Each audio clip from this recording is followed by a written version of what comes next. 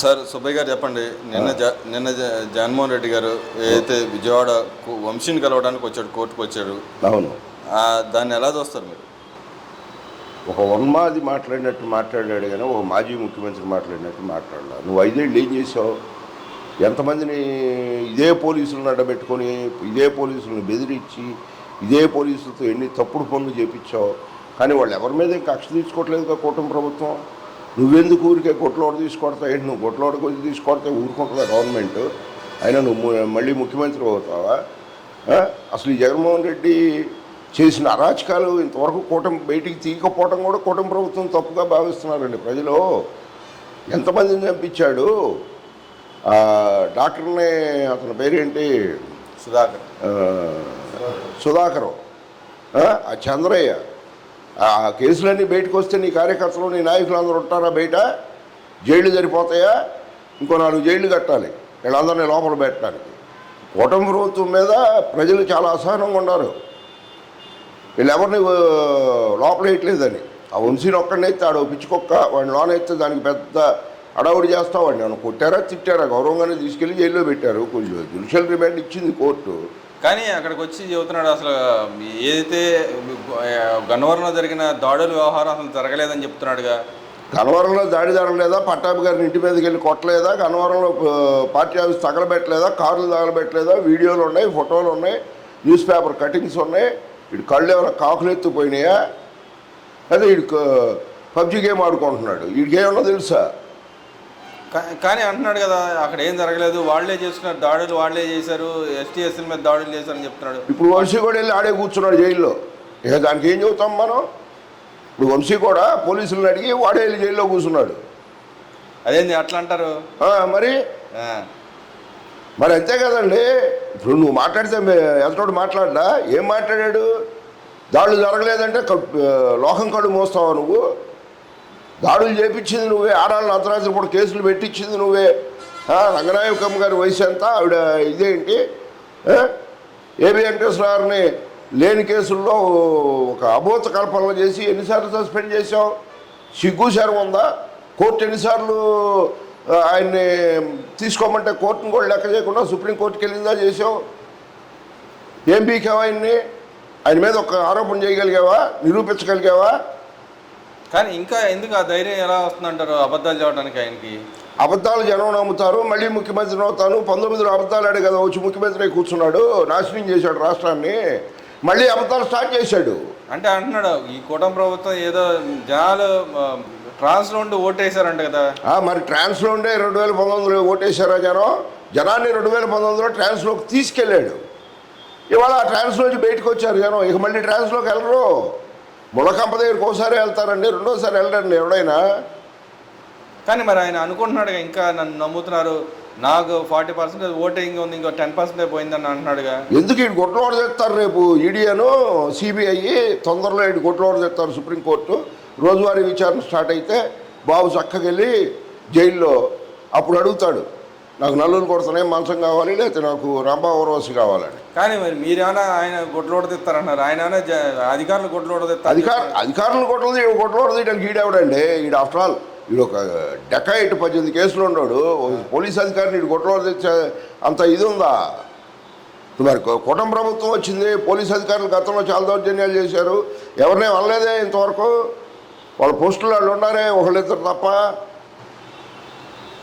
మరి ఇంకో మాట కూడా అంటున్నాడు ఇక్కడ, ఏదైతే వాళ్ళ వంశీ ఏం చేయలేదు అక్కడ, అతనే విత్డ్రా చేస్తున్నాడు కానీ అన్యాయంగా ఇరికిచ్చాడని చెప్పి అంటున్నాడుగా. బెదిరించి విత్డ్రా చేయించాడు. ఇంకా కూటమి వైసీపీ ప్రభుత్వం ఉందనే భ్రమలో ఉండి రౌడీజం చేస్తున్నారు కూటమి ప్రభుత్వాన్ని. ప్రజలు అదే అడుగుతున్నారు, ఏంటంటే ఇంకా వైసీపీ వాళ్ళు రౌడీజం చేసే అంత ధైర్యం వాళ్ళకు వచ్చిందంటే మీరు వాళ్ళని ఏం చేయబట్టే రౌడీజం చేస్తున్నారు వాళ్ళు అనే ప్రశ్న వస్తుంది.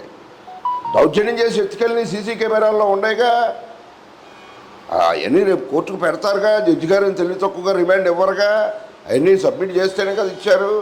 ఇవాళ ఇడేదో వచ్చి జనానికి కథలు చెప్తే నమ్ముతారా?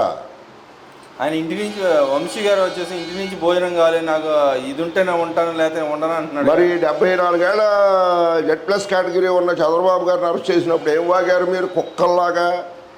రంభావరస్ వస్తుందా? అదేనా మాట్లాడిన భాష? రంభావరస్ వస్తాయా? దోమల గుట్టక అన్నారు.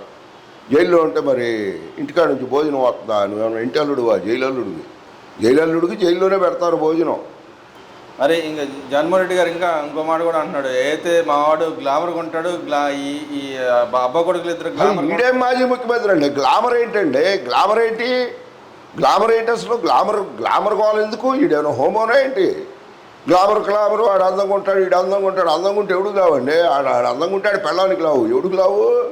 కానీ ఇక్కడ ఆ గ్లామర్ మూలానే అలా ఏదైతే వాళ్ళ సామాజిక వర్గంలో ఉన్నాను ఎవరిని ఎదగనివ్వట్లేదు ఆ ఈడ్స్తోనని చెప్పి అంటాడు. నిజంగానే ఆయన సామాజిక వర్గం నీకు మళ్ళీ అందరూ నీ సామాజిక వర్గం వాళ్ళని తీసుకొచ్చి పెట్టుకొని చుట్టూ పరికిమాలిన బ్యాచ్కి అందరికీ లక్షల జీతాలు ఇచ్చి రాష్ట్రాన్ని దోచిపెట్టట్లా చంద్రబాబు నాయుడు గారు.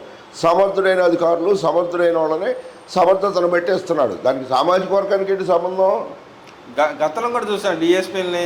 అసలు సామాజిక వర్గాల సంగతి ఏంటండి? ఎందుకండి నేను కులంలో ఉన్నావు, మతంలో ఉన్నావు అని మాట్లాడావు, వాగావు ఒకప్పుడు. ఇవాళ నువ్వు నోరు తెడితే సామాజిక వర్గమే కదా, ఇంకో మాట మాట్లాడవుగా. ఎందుకని అంటారు ఆ కక్ష? వాళ్ళు బ్రతుకే అంత అండి, బ్రతుకే అంత అబద్ధాలు. అసలు ఒక మాట్లాడేటప్పుడు చూసారా ఏదైనా స్పష్టంగా మాట్లాడుతున్నాడా? ఒక్కో పదాన్ని ఏంటేంటో అంటాడు, చైర్మన్ అంటాడు, ప్రెసిడెంట్ అంటాడు, ఎలక్షన్ అంటాడు. ఓదానికి కనెక్టివిటీ ఉండదు. ముందు ఆ లండన్ ట్యాబ్లెట్లు వేసుకోమని సేమరాజా చెప్పినట్టు. ఎందుకని అంటారు ఇంకా ఆయన అలా మాట్లాడటానికి కారణం ఏంటంటారు? ఫ్రస్ట్రేషన్. తొందరలో సిబిఐ, ఈడీ ముందుకు వస్తుంది, సుప్రీంకోర్టు ముందుకు వస్తుంది. రఘురామకృష్ణరాజు గారు వెంటబడుతున్నాడు, జైలుకి వెళ్ళక తప్పదు. ఆ ధైర్యం ఉందంటారు అసలు ఈ కుటుంబ ప్రభుత్వం కానీ, అటు సిఐడి కానీ సిబిఐ కానీ అరెస్ట్ చేసి అది ఈ ధైర్యం ఉందంటారు వాళ్ళకి? ఇంకా కోర్టులు రమ్మనమని అడిగినా కూడా వెళ్ళలేదు కదా. ఏమండి, మనం గతంలో చూసాం, లాలూ ప్రసాద్ యాదవ్ కన్నా ఇటు గొప్పోడు కాదు, జయలలిత కన్నా ఇటు గొప్పోడు కాదు. కానీ మేనేజ్ చేస్తున్నాడు కదా జైలు. మేనేజ్ చేయగలిగినంత కాలం చేస్తాడండి ఎవడైనా. అది పడిపోయాక ఎవడు చేయలేడు. ఒక రూమర్ కూడా ఉంది, ఎవరైతే ఈయన జడ్జిలో ఉన్నారో అవన్నీ చేసింది 90% పొట్టిసాయి రెడ్డి. పొట్టిసాయి రెడ్డికి కూడా భవిష్యత్తు తెలుసు కాబట్టి బయటకు వచ్చాడు. ఆ పొట్టిసాయి రెడ్డి వెళ్ళడంతో వీడికి కోసాలు సగం కదిలిపోయింది. కానీ ఆయన అంటున్నాడుగా, నాకు ఎవరు పోయినా నాకు కార్యకర్తలు ఉన్నారు, కార్యకర్తలు ఇంటికి కూడా వెక్కలేరు ఈ కూటమి ప్రభుత్వం అని చెప్పి. ఎక్కడున్నారు కార్యకర్తలు? ఎక్కడున్నారు?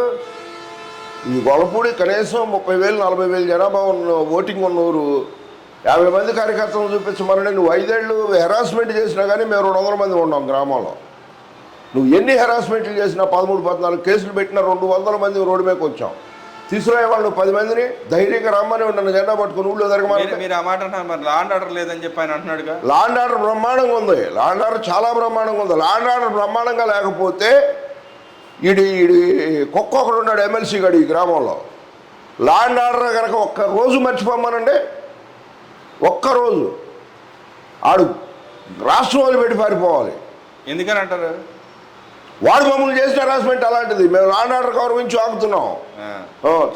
లా విట్ టేక్ ఓన్ కోర్స్ అని చెప్పేసి మేము ఆగుతున్నాం తప్ప. కానీ మా దగ్గర ఉన్న 90% ఓటింగ్ వచ్చిన కార్పొరేషన్లన్నీ అన్యాయంగా అక్రమంగా హస్తగతం చేస్తున్నారని. నువ్వు ఆ రోజున అన్యాయంగానే కదా తీసుకుంది. నువ్వు ఆ రోజున అన్యాయంగానే ఎవరి నామినేషన్ ఏమి ఇచ్చావు? ఎవరి నామినేషన్ ఏమి ఇచ్చావు? నామినేషన్కి బయలుదేరిన హౌస్ అరెస్ట్ చేయించావు. పోలీస్ వ్యవస్థను అంతా ఆ రోజు నువ్వు అట్లాగే వాడుకున్నావు కదా. ఎలక్షన్ ఎక్కడ జరగనిచ్చావు? Corporation election. వాళ్ళు అందుకనే మారుతున్నారు. వాళ్ళకి తెలుసు ఏం జరుగుతుందో. అదేవిధంగా కొడాల నాని కూడా నిన్న మాట్లాడుతూ అంటాడు, మా నాయకుడు వచ్చాడు, మాకు నాయకుడు భరోసా ఇచ్చాడు, ఇక మాకు దిగులే లేదని చెప్పి అన్నాడు. తొందరలో ఈడికి ఉంది గుట్క, ఈడికి వేస్తారు. అక్కడ ఒక రిపోర్టర్ అడిగితే, మీరు యాక్టివ్గా ఎందుకు లేరంటే మా ఉద్యోగం ఓడిపోయాను అంటున్నాడు. నిజంగానే ఆ పార్టీ పేరు ఎత్తడం కూడా నాకు మనస్కరించట్లేదు. ఆ పార్టీలో గౌరవప్రదమైన వ్యక్తి, గౌరవప్రదంగా మాట్లాడే వ్యక్తి, ఒక పాలసీగా మాట్లాడే వ్యక్తి, లేకపోతే ఒక సబ్జెక్టు పరంగా లేకపోతే మాట్లాడటం ఒక నాయకుడిని చూసారా మీరు ఎవరైనా? ఎక్కడైనా ఆ చివరి నుంచి ఈ శ్రీకాకుళం నుంచి కర్నూలు వరకు, అనంతపురం వరకు కూటమి ప్రభుత్వం వచ్చింది. ఎవరినైనా కించపరిచే మాటలు ఒక్క మంత్రి మాట్లాడుతున్నాడా? అంతకుముందు జగన్ రెడ్డి అన్న హోమ్ మినిస్టర్ అనిత గారు ఇవాళ మాజీ ముఖ్యమంత్రి జగన్మోహన్ రెడ్డి గారు అని పిలుస్తున్నారు గౌరవంగా. ఆవిడ ప్రతిపక్షంలో ఉన్నప్పుడన్నా అగ్రెసివ్గా మాట్లాడింది, కానీ అధికారంలోకి వచ్చాక చాలా హుందాగా మాట్లాడుతున్నారు. కొడాలి నాని స్టేజ్ ఏంటంటే, కొడాలి నాని స్ట్రేచర్ ఏంటి, ఈ వంశీ స్ట్రేచర్ ఏంటి, బాబు గారిని పట్టుకొని వాడు ఈడు అని మాట్లాడారు. ఇవాళ కూడా మాట్లాడుతున్నారు. ఇవాళ మాట్లాడమనండి, కొడాలి నాని ఇంటికి వెళ్ళి కొడతాం. మీరు కొడతా అంటున్నారు, మరి అలాంటప్పుడు లాండ్ ఆర్డర్ ఇష్యూ అవుతుంది కదా, మరి ఆయనకి ఇచ్చినట్టేగా, చేతులకు ఇచ్చినట్టేగా మరి. అందుకనే కదా బాబు గారు ఏం చేయొద్దు, మేలకుండా కూర్చోండి అంటుంది. మా చేతులు కట్టేయబట్టే కాగింది, లేకపోతే క్యాడర్ ఏం ఆగదండి. తెలుగుదేశం పార్టీకి ఉన్నంత క్యాడరు 1% కూడా వైసీపీకి లేదు, కిరాయి మోకలు తప్ప. కిరాయి మోకలతో ఎన్నాళ్ళు నడుపుతారండి? ఎన్నాళ్ళు నడుపుతారు? మమ్మల్ని ఎంత ఒత్తిడి పెట్టారు మారమని, పార్టీ మారమని. 40 ఏళ్ళు ఉన్నాం పార్టీలో, మేము మారలేదు. ఆ రోజుకి ఈ రోజుకి మారం. లేదు నువ్వు ఏం బీగుతావు, మళ్ళీ అవుతావు ముఖ్యమంత్రి. గత 5 ఏళ్ళు ఏం బీగావు, రేపు అదే బీగుతావు. అయ్యే ఛాన్స్ ఉందంటారు ఆయన. నేను మళ్ళీ అధికారం 30 ఏళ్ళు. జగన్మోహన్ రెడ్డి అనేవాడు మళ్ళీ ప్రమాణం చేయటం అనేది జరగని పని. ఎమ్మెల్యేగా కూడా ఈసారి ఎమ్మెల్యేగా కూడా వెళ్ళిపోతాడు. ఈసారి వెళ్లకుండా ఉండమండి అసెంబ్లీకి రఘురామకృష్ణరాజు గారు సస్పెండ్ చేసి పారేస్తాడు. కానీ ఆయన అంటున్నాడు, నన్ను మ్యాక్సిమం చేస్తే సస్పెండ్ చేస్తారు, అరెస్ట్ చేస్తారు, అంతేగాని నన్ను ఏం చేయలేరుగా అంటున్నాడుగా. ఎవరేం చేయలేరు, నీకు మళ్ళీ అచ్చులు చేయలేడు కదా. నువ్వంటే అందరినీ చంపించావు, చంపే ప్రయత్నాలు చేసావు, అదృష్టం ఉండోడు బతికాడు. ఆ జగన్మోహన్ రెడ్డి నుంచి బ్రతికి బయటపడిన ఏకైక వ్యక్తి రఘురామకృష్ణరాజు గారు. అరెస్ట్ అవ్వకుండా ఒడ్డున పడ్డ వ్యక్తి ఏబి వెంకటేశ్వరరావు. వీళ్ళని ఎట్లా కొట్ట జైలుకి పంపాలని చాలా ప్రయత్నాలు చేశాడు. రేపు నువ్వు అంతకన్నా పీకేదేం లేదు. నిన్నైతే ఏం చేయరు, వీళ్ళు చంపరు, జైలుకి వెళ్తావు. ఎట్టకు జైలే కదండి, ఈడీ కేసుల్లో శిక్షలు పడతాయి. మరి ఇప్పుడు ఒక ఎమ్మెల్యేగా ఉన్న వ్యక్తి సాధారణంగా అసెంబ్లీకి వెళ్ళి అక్కడ అసెంబ్లీలో వాళ్ళ నియోజకవర్గ సమస్యలన్నీ కనీసం పోరాడతారు. ఈయన బయట ఉండే పోరాడుతాను, అసెంబ్లీకి వెళ్ళాల్సిన అవసరం అక్కడ ఇక్కడ. అసెంబ్లీలో మాట్లాడుతూ వీడి బూడిద వచ్చాయి అంటే అక్కడ ఇక్కడ ఒకటేగా, ఏదైనా నేను మాట్లాడిందని సమాధానం చెప్పాలి కాదండి. అసెంబ్లీలో మాట్లాడాలంటే అసెంబ్లీలో అనుభవం ఉండాలి, సబ్జెక్ట్ ఉండాలి, మాట్లాడటం తెలియాలి. వీడి బూడిద తెలుసా, వీడికి ఏం మాట్లాడతాడు? తత్తన్న ప్రెసిడెంట్ అంటాం రాదు, కౌన్సిలర్ అంటాం రాదు, ఒక పదానికి ఒక పదం మాట్లాడతాడు. ఏం మాట్లాడతాడు అసెంబ్లీకి వెళ్ళి? నీకు ధైర్యం ఉంటే వెళ్ళవే. బాబు గారు రాలేదా? మీరు 151 మంది నక్కలు ఉన్నా కానీ బాబు గారు వచ్చాడుగా సింహంలాగా. అదే వాళ్ళ గుంటూరు వెళ్ళి గుంటూరులో మిర్చి రైతులు అన్యాయం అక్రమం అయిపోయారు, ఈ గవర్నమెంట్ వచ్చిన తర్వాత వాళ్ళకి ఏం ఇవ్వట్లేదని చెప్పి అంటున్నాడుగా. మిర్చి అనేది వాణిజ్య పంట అండి. వాణిజ్య పంట ఒక్కోసారి బాగా రేజ్ అవుద్ది. నా చిన్నప్పటి నుంచి చూస్తున్నాము, మేము వ్యవసాయదారులే. ఒక్కోసారి బాగా రేజ్ అవుద్ది, ఒక్కోసారి డౌన్ అవుద్ది. ఆ ఇబ్బందులు ఉంటాయి కొన్ని. ప్రభుత్వం వచ్చి 9 నెలలు అవ్వాలి, అక్కడ అసలు అస్తవ్యస్తంగా ఉన్నాయి. దానికి రైతులకి బ్రహ్మాండంగా ఏ రోజు డబ్బులు ఆ రోజు పడిపోతున్నాయి. ఈ సంవత్సరం కౌలు ఒడ్లు డబ్బులు ఎప్పుడు పడినాయి? నువ్వు ఎన్నాళ్ళకి ఇచ్చావు, ఎంత దోచేసావు? కానీ ఆయన టైంలో 21,000 నుంచి 25,000 దాకా గిట్టుబాటు ధర అందింది. ఆర్బీకేలు మొత్తాన్ని నిర్వీర్యం చేసేస్తున్నాడంటగా. నిజంగా ఆర్బీకేలను అడ్డం పెట్టుకొని నువ్వు చేసిన అరాచకాలన్నీ తీస్తున్నారు, తొందరలో వస్తాయి బయటికి. ఆర్బీకేలు నువ్వు వ్యవస్థలన్నీ మార్చేసి, వాడు అవినీతి కోసం మార్చాడండి. లిక్కర్ మార్చాడు. ఇవాళ లిక్కర్ ఎలా ఉంది? ఇవాళ లిక్కర్ షాపులు ఎలా ఉన్నాయి? పక్క రాష్ట్రాలకు వెళ్ళి తెచ్చుకొని ఎన్ని కేసులు పెట్టించుకున్నారు సామాన్యులు? కొన్ని వేల కేసులు ఉన్నాయి. ఇవాళ ఎవడే వెళ్ళట్లేదే పక్క రాష్ట్రానికి.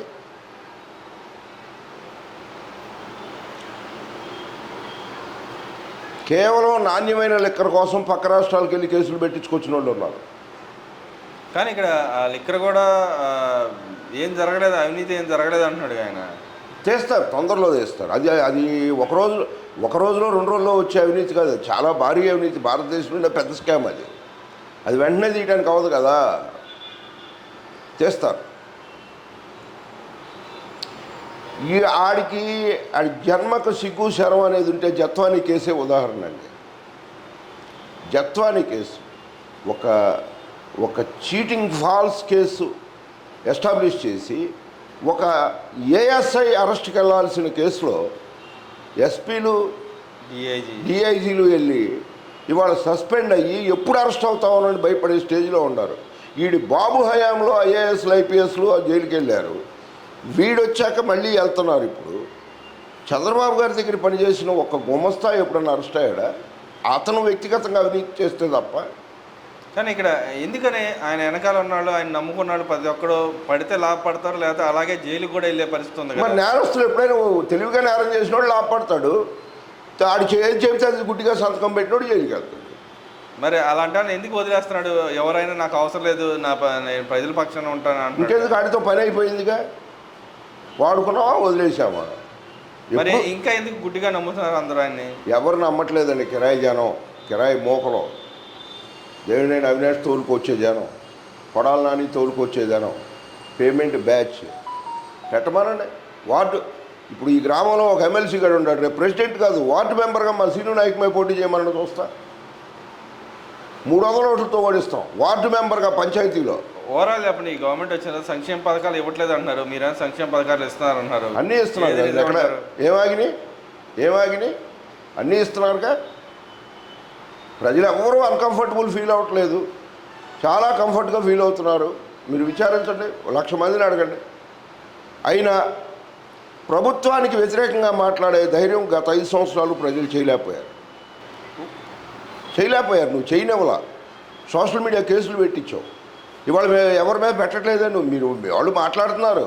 వంశీ గురించి, కొడాల నానిని సపోర్ట్ చేస్తా కొంతమంది పోస్టులు పెడుతున్నారు. వాళ్ళని ఏమో అరెస్ట్ చేయట్లేదుగా, పూర్తిగా స్వాతంత్రం ఇచ్చారుగా పోలీసులు.